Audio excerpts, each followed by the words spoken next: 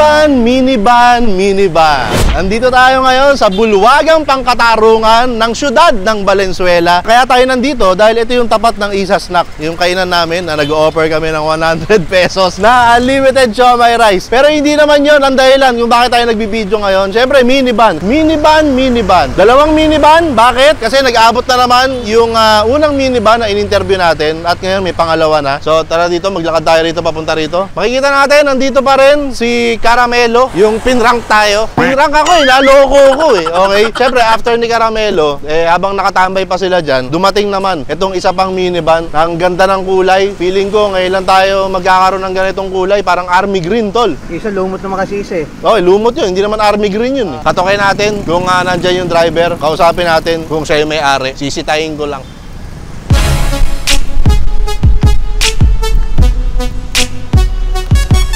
Napalang tao. Walang tao. Asa yung tao dyan? Asa yung tao? Ito yata si Sir. Sir, hello po. Kayo po may-ari, Sir.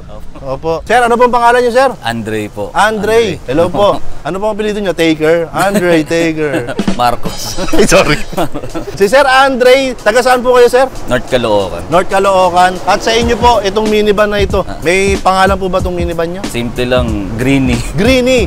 Ayan, so si Greeny. Ang ganda ng kulay, Sir. Parang army green, no? Parang ganun yung itsura niya. Ano pong model nitong si Greeny, Sir? DA64W. Samurai ito, Sir. Samurai. Samurai Edition. Ayan, natutunan ko lang din yon dahil sa buhay minivan na episode natin. Natutunan ko lang yon na kapag ganito, Samurai yan. Samurai Edition yan. Yung sporty, iba rin yung itsura nun. Parang may mga net-net naman na pag ganun. Okay? DX naman yun. Shawn Michaels, tsaka Triple H yan. Yung mga may net-net na ganyan. Yung smiley naman, yun, smiley. Parang nakasmile siya na gano'n. O, balikan natin to si Sir Andre. Okay lang ba malaman kung gaano na po katagal sa inyo itong si Greeny? Halos kaidaran lang siya ni Bukbuk. So mahigit 1 taon na rin. Nung pag-down ko dun sa seller, nakita kong nag-post ka. Oo. Sa loob, Sir, ng mahigit 1 taon, saan yung pinakamalayo na pinagdala nyo nito kay Greeny? Batangas. Batangas. Nakarating kayo ng Batangas. Okay. So, saan sa Batangas yan, Sir? Pala, yan. Saan sa Batangas yan? Dulo ng Batangas yung... Laia. Laia. Yung mga beach na. Oo, Laia, Batangas. Kumusta naman nung binyahe nyo? Okay naman, wala naman naging problema. Wala naman naging problema. Pero pangalawa na yun, unang punta namin, nag-try kami Batangas, unang dating niya, sinubukan namin, ayun, nagka-problema, nag-overheat, kaya 2 months siya doon sa mekaniko. Teka lang, lilinawin natin, Sir. Etong si Greeny ay sinubukan yung dalhin sa Batangas nung medyo bago-bago pa. Okay? Testing, syempre. Testing. Oo, bago-bago pa. Kinuha nyo ba to, Sir? Galing sa builder o galing na sa ibang tao? Galing sa builder. Galing sa builder. At nagkaroon kayo ng problema. Nag-overheat, tama ba? Overheat. Nag-overheat. Tapos, ano yun? Iniwan nyo na si Greeny doon. Buti, Malbar, Batangas, may isang mekaniko doon na malapit sa pinagtirikan niya. Doon na namin siya iniwan. Kasi hindi naman available yung pyesa kagad kasi tas papamachine shop pa. Nung nag-overheat siya, madami nang nadamay eh. Pati yung turbo niya, nadamay na.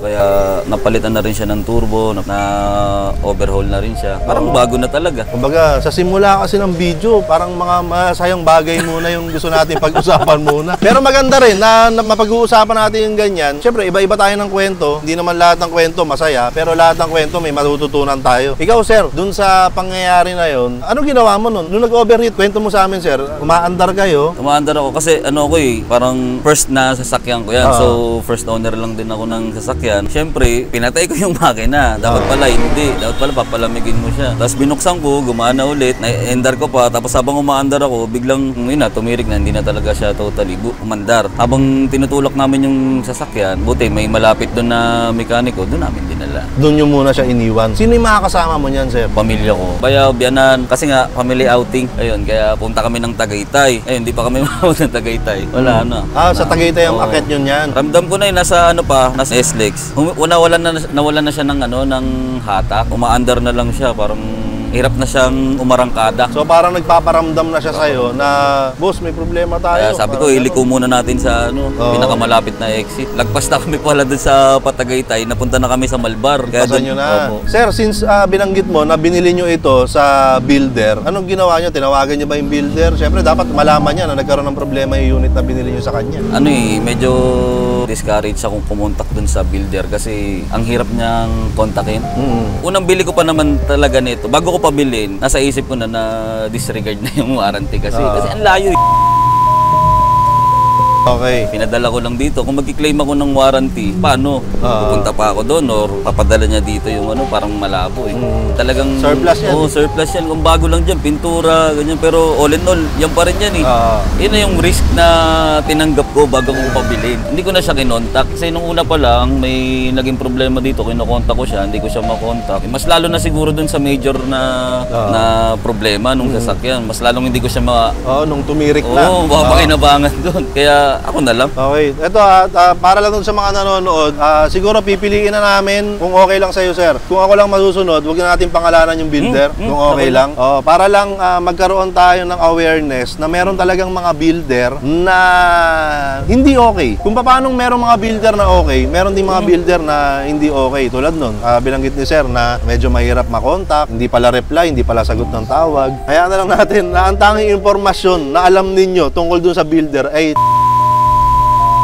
okay na yun. Yun lang. Maano naman yung Hindi, kasi nabanggit na ni sir. Okay, tingnan natin kung ibiblip. Bahala na. Basta hindi na namin siya papangalanan para naman kasi pag pinangalanan natin yan, sir, kawawa naman. Mawawalan siya ng kabuhayan. Yun din ang ilo. Hindi ko rin naman siya pinost. Hindi ko rin naman siya sa mga page. Nagtatanong lang ako paano gawin to, paano gawin yan. Iba na yung sumasagot sa akin. Kasali naman siya sa lahat ng page. Friend naman kami. Nakikita niya naman yung post ko kung anong sira ng unit niya. Yeah. Hindi rin naman siya nagpaparamdam. Okay lang din. So siguro, wag na natin pag-usapan masyado yung builder. Simulan na nating igutan si Greeny.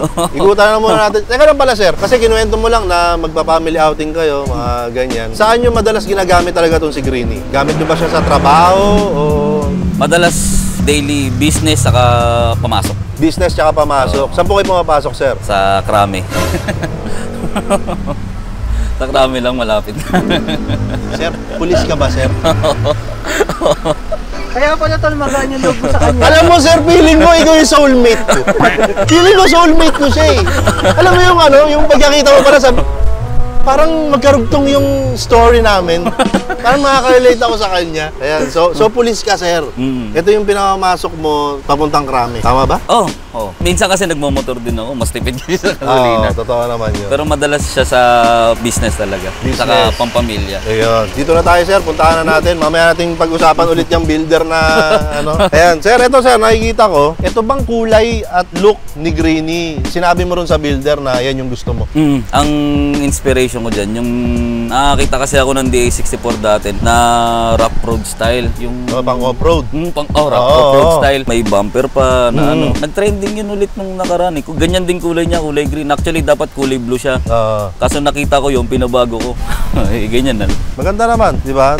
Kumbaga, yung kaibigan kong si Sir John Engero, nung wala pa siyang minivan, ito yung gusto niyang itsura. Army green tsaka itim. Okay, so ang ganda nung harap. Tapos dito sa gilid. Okay lang ba, sir? Buksan ko para makita ko lang yung loob. Okay lang, sir, ha? Opo.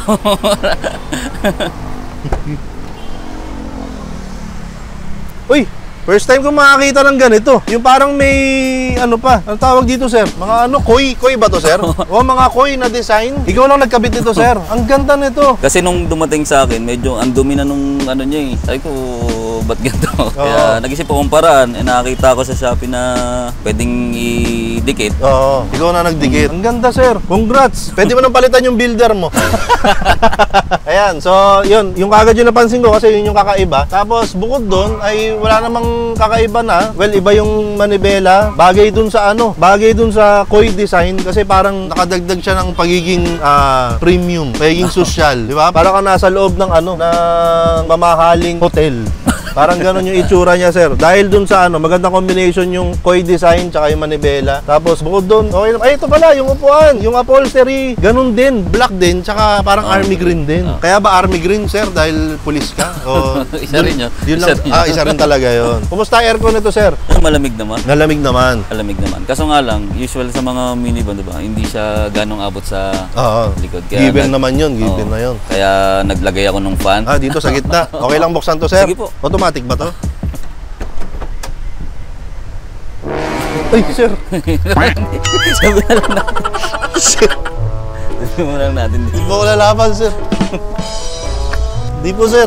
Ay nako, yung builder. Ang swerte mo kasi ang bait ni Sir Andre. Buti lang mabait to. Ayan, so ito nakikita natin, meron nga ritong fan, parang yung fan din na nakalagay kay Bukbok para yung lamig sa harap ay maitulak niya sa gitna. Tapos ito, yung upholstery, ganun din. Maganda, ang ganda ng upholstery. Tapos ito nga, gustong-gusto ko to. Siguro dahil ngayon lang ako nakakita ng ganito na may additional accent, dagdag accent siya. Kumbaga, kung tulad niyan, parang two-tone na black and army green lang. Nung nilagyan ng ganito, uy, social. Parang gano'n. Tapos yung kisame ay, ano ba to, sir? Stock ba to? Oo.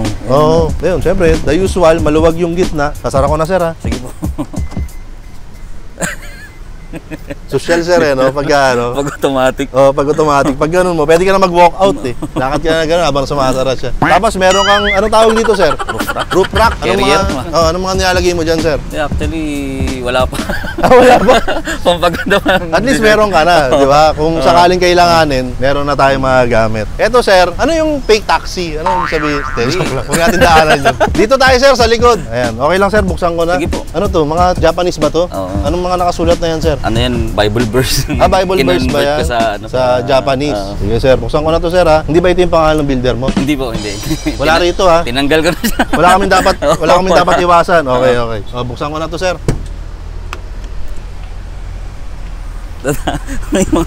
Ayun. Hindi, okay lang yan, sir. Yan nga i-describe ko, kung ano nakikita ko, eh.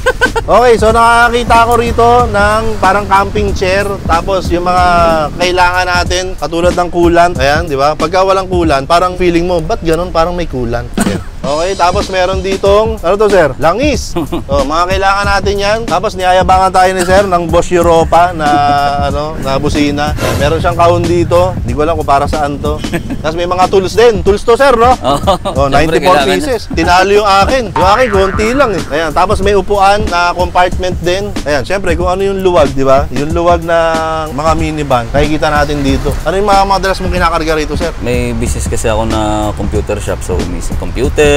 May computer shop ka rin. Laundry. May laundry shop ka rin? Hindi. Ay, nagpapa-laundry. Kala ko may laundry shop ka rin. Mga gamit pag lumalabas, hindi nang kinagandaan. Kaya gusto ko tong minivan. Kasi sa ibang sasakyan, hindi mo naman magagawa yun. Totoo yan. Karga mo lahat. Kung kayo lang mag-asawa, okay yung sasakyan. Paano pag marami na kayo? Gamit nyo pa. Kumbaga, hindi ka magdadalawang isip na, kami, kinarga namin ng motor. Di ba? Kinarga ko na rin motor ko dito. Di kasi ba? nasira. Inakit ko dyan. Sumak. Teka, yung motor ba na nasira na yan, hindi galing doon sa builder? Hindi Baka galing din doon sa builder yan, ha? Dito. Dito tayo sa kabilang side. Sir, balikan ko lang yung kasi parang first time to na parang ang naging tali nung kwento natin, nagkaroon ng palpak yung builder. Na hindi naman natin maiiwasan yun talaga. Kaya nga sabi namin, dahil kayong pipili ng builder na mapagkakatiwalaan at maaasahan ninyo. At kagaya na sinabi ko kanina, sir, hindi lahat ng kwento, masaya yung kwento. Siyempre, yung pagiging palpak ng builder nyo, hindi masayang kwento yun. Pero, lagi tayo may matututunan. Ikaw, sir, ano ang natutunan mo dun sa experience mo na yun na parang siyempre bago pa, excited kang gamitin, sinama mo yung pamilya mo, tara, swimming tayo, pasyal tayo. Tapos nagkaroon ng ganong problema. Anong natutunan mo ron, sir? Siguro patience na rin. Nagkaroon tayo ng ganito, alam naman natin na malayo yung builder natin. Yung mindset na lang natin pag bibili tayo ng DA64 na may masisira at may masisira. Kasi una sa lahat, second hand kasi siya. Saka kahit anong sasakyan naman, kahit brand new, may masisira talaga na kailangan nating palitan. Pero depende sa paggamit natin kung anong pangangailangan natin. Katulad niyan, kailangan ng nasira kasi yung shock niya. Hindi naman sinabi sa akin ni builder na mahina pala yung shock na nung pinalitan ko. Ayun, ganun lang. Sir, ang igsi pa lang ng kwentuhan natin. Naiinis na ako, ha. Yung kwento mo kanina, nag-overheat. Ngayon naman nasira yung shock. Papangalanan ko na. Kunti na lang, papangalanan ko na yan. Hindi ko talaga alam kung ano pangalan. At ayokong alamin. Gaya nga na sinabi ko, yun yung natutunan ni Sir. Kumbaga, magandang learning sa atin yun, na kailangan talaga tanggapin natin na pag gusto mo ng minivan, ang binibili mo dyan ay second hand o surplus na sasakyan. So, posible talaga siyang magka-problema. So, hindi natin may iwasan yun. At feeling ko naman, nung binyahe mo siya, nung nag-overheat, syempre, dahil bago pa, kumbaga, dapat in good condition. Dahil halos kakukuha mo lang, sir. Ang sakay ko lang nun, asawa ko lang, tapos mga gamit, hindi naman kami mabigat nun. Mas mabigat pa yung sakay mo nung pumunta kang Baguio. Ay, oo, kasi ang bigat din, pabigat to, eh. Masayahin talaga si sir. Tsaka mukhang mukhang mabait talaga eh. Kasi, di ba? Kung iba yan, di ba? May mga may mga customer na konting kibot, post sa social media, reklamo sa ganito, di ba? Buti lang mabait si Sir Andre. So ikaw yung builder, alam mo ikaw yun, di ba? Kasi alam mo yung unit mo eh. Kilala mo si Sir Andre, di ba? Ang bait ni Sir Andre sa'yo. So dapat maging mapagpasalamat ka sa kanya. So ito na sir, sa kabila ng mga pinagkwentuhan natin, medyo kakaiba nga yung kwento mo dahil medyo may pinagdaanan ka na hindi okay sa builder. Marami rin sir ang mga nanonood dito na diskumpiyado, alangan, ayaw nila ng minivan o nagdadalawang isip silang kumuha ng minivan. Ikaw sir, coming from you na may pinagdaanan ka na ganun, anong gusto mong sabihin doon sa mga nagdadalawang isip? Hindi, yung mga problema mo naman mai-encounter, matatakpan lahat yan ng convenience na ibibigay sa'yo ng, ng minivan eh. Unang-una sa lahat, di ka mamumblema sa parking. Yung iba, magpapark, ang liit-liit ng parking, ang laki-laki ng sasakyan nila. Pangalawa, yung capacity ng loob, ang laki. Di ka mamumblema kung anong gusto mong ilagay. Pwede kang magpasok ka ng dalawang motor. Kasi 2 milyon, kasi dyan eh. Tapos yun, hindi siya kotse na van na siya. Minaliit lang. Kaya matutuwa ka rin. Yun, marami siyang convenience kumpara dun sa mga ipapagawa mo. Kung sana, kung napapangitan ako, binenta ko na yun. Pwede ka naman ibenta. Tapos bumili ng mas mura na bagong model eh. Pero hindi, di ba nga, may mabibili ka ngayon ng mga sasakyan na nasa 200 and below. Mas mataas pa yung model kaysa sa minivan. Ang kagandahan kasi dito, pag nagpa-build ka, sarili mong kulay na gusto. Hindi ka na magpapa-change color, nakapangalan pa kagad sa'yo. Hindi ka na magpapa-change name. Ano pa ba, nakarehistro na. Kung anong gusto mo ipalagay, papalagay mo. Hindi katulad pag bumili ka ng ibang second hand na auto, yun na yun. Alam mo, kulay niya, kulay gray. Di, gray na yun. Ayun sir, ang ganda nung ang gusto kong part doon sa sinabi ni sir na parang kung tutuusin, pwede ko na siya ibenta kung talagang ayaw ko sa kanya. Diba? Parang ganon sir, no? Tama yun eh. Kung sabihin lang nun sir, gusto mo talaga ng minivan. At saka sir, feeling ko dahil may pinagdaanan kang ganon kasama si Greenie, mas lalo siyang napamahal sa'yo. Totoo, lalo ayaw. Di ba? Oo. So, kumbaga, may ganun talagang impact yung mga minivan sa mga minivan lovers katulad namin. Kasi yun, best example na tong si Sir Andre na kumbaga, nasa kanya na lahat ng rason para bitawan yung minivan, di ba? Pero hindi niya ginawa, mas lalo pa siya napamahal. Ayun, sir, sana sir, dumami pa yung mga katulad mo. At dumating na tayo dito, sir, sa punto kung saan meron akong ibinibigay dun sa mga nakakausap ko. Babalikan ko lang, sir. Diyan ka lang, sir. Huwag kaalis, sir. Pag umalis ka dyan, sir, papangalanan ko yung... Pwede ba akong gumalaw? Ha? Pwede bang gumalaw? Pwede kang gumalaw, sir. Pwede kang gumalaw. Hindi naman ako yung sumisigaw na, walang gagalaw! Teka, Mayor. Oh. Siya ba yung cameraman na sikat na ayaw magpakilala? Ay, opo, siya po yun. Siya po yun. Nakilala na kita. Ayan. Habang kinukuha ko, sir, magkwentuhan muna kayo, ha? Guys, nakita ko na din si Kuya. Ang may hawak ng camera. Ang sikat na ayaw magpakilala. Ayan, sir, dumating na tayo rito kung saan, hindi, meron ka na pala. Hindi pala ikaw, tapos ka na eh. Okay sir, eto na po. Umabot na tayo sa punto kung saan nag-aabot ako ng pasasalamat sa mga nagpapaunlak sa akin na ma-interview. Ayan sir, eto sir, meron kasi akong video na sabi ko, huwag kang bibili ng minivan. Sabi ko gano'n, huwag kang bibili ng minivan. Ayan sir, naglabas din kami ng t-shirt na yon. Eto po yun sir, sold out na po yan. Hindi na po kami maglalabas nito ulit, okay? So, ayan, maswerte po yung mga nakabili tsaka yung mga nakatanggap katulad ni Sir Andre. Abangan nyo na lang, maglalabas kami ng iba pang design.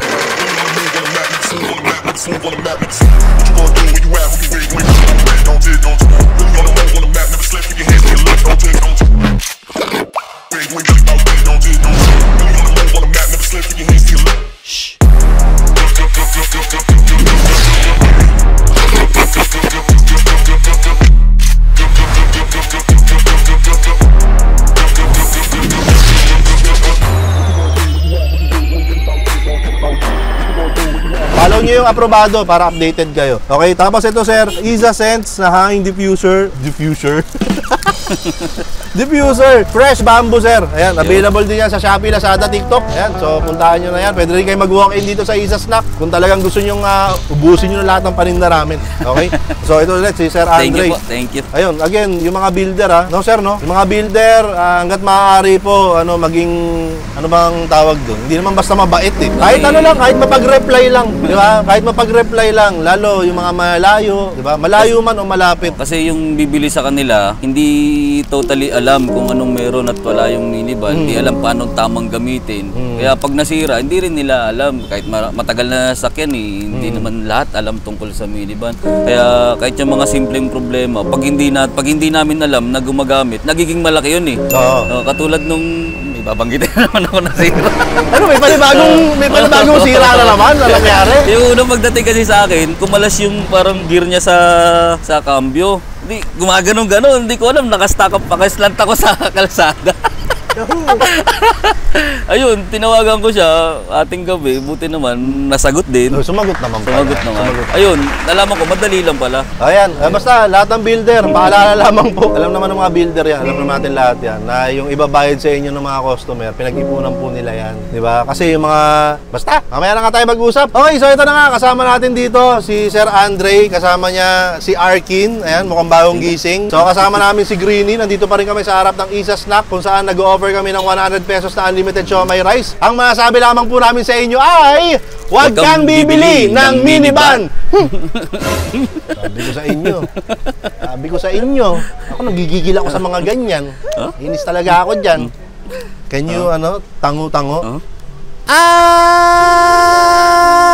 At isa na namang kwento ng buhay minivan ang ating napakinggan. Ngayon nga ay narinig natin ang kwento ni Sir Andre at ng kanyang minivan na si Greenie. Ayan, okay. So narinig natin yung kwento. Well, first time natin makarinig ng hindi masyadong masayang kwento dito sa buhay minivan ng mga episode natin, no? Kasi nga nabanggit nga kanina na kakabili lang, nagkaroon na ng major problem yung minivan niya na kinuha niya sa isang builder na blind item. Bahala na kayo kung sino yun. Ako hindi ko talaga alam kung sino. Buti na lang mabait si Sir Andre. Sa totoo lang, buti na lang talaga mabait. Kasi ang daming, halimbawa kung sa iba nangyari yun, feeling ko kagad, post kagad sa social media, reklamo dito, reklamo doon. Pero hindi. Ang nangyari kay Sir Andre ay nag-outsource siya. Humingi siya ng tulong, di ba? Sa mga tao sa paligid, kung sino yung pinakamalapit. Gaya nung pinag-iwanan nila nun sa Batangas, sa Malbar ba yun? O basta yun, kung saan nila iniwan, di ba? So that way, nagkaroon siya ng bagong kaibigan.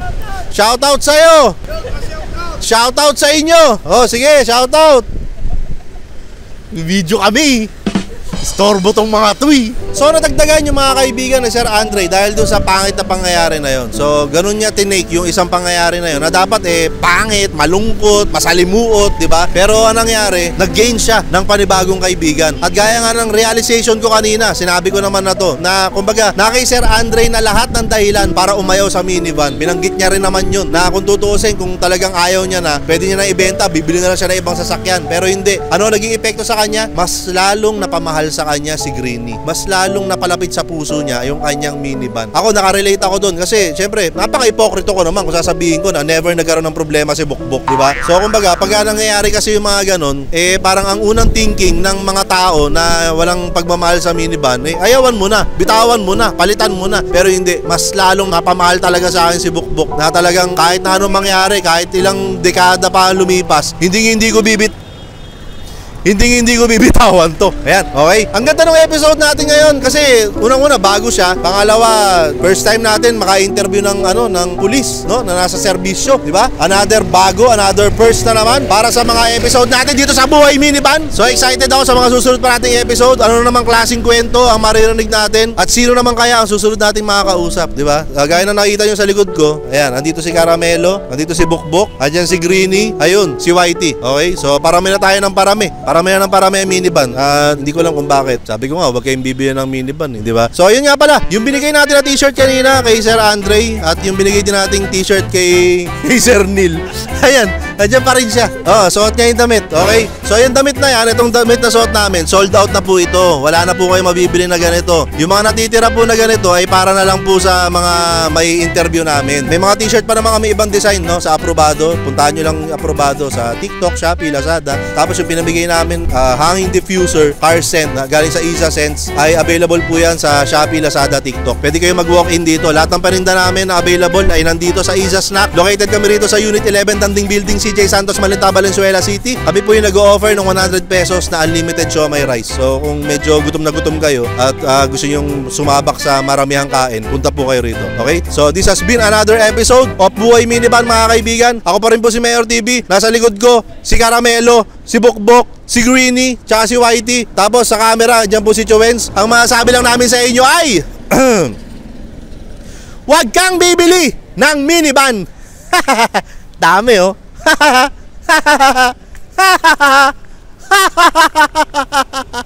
Outro mo na yan. Let's go.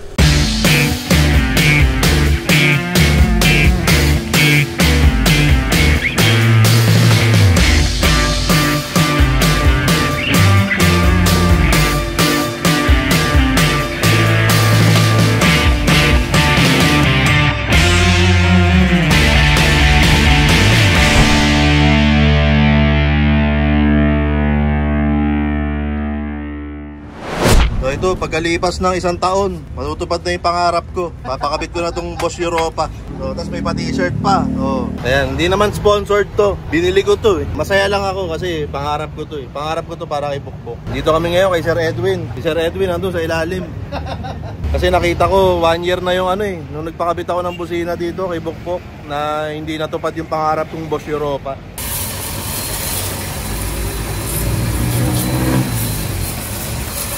Nagkakaruwash ka na rin pala, sir. Hindi naman madumi. Ay, ano lang. Sobrang dumi.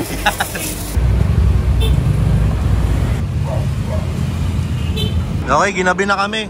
Pero at least nakabit na. Ito na oh. So, tapos ito yung isa. Testingin ko muna. Testingin ko muna, guys. Pakinggan natin.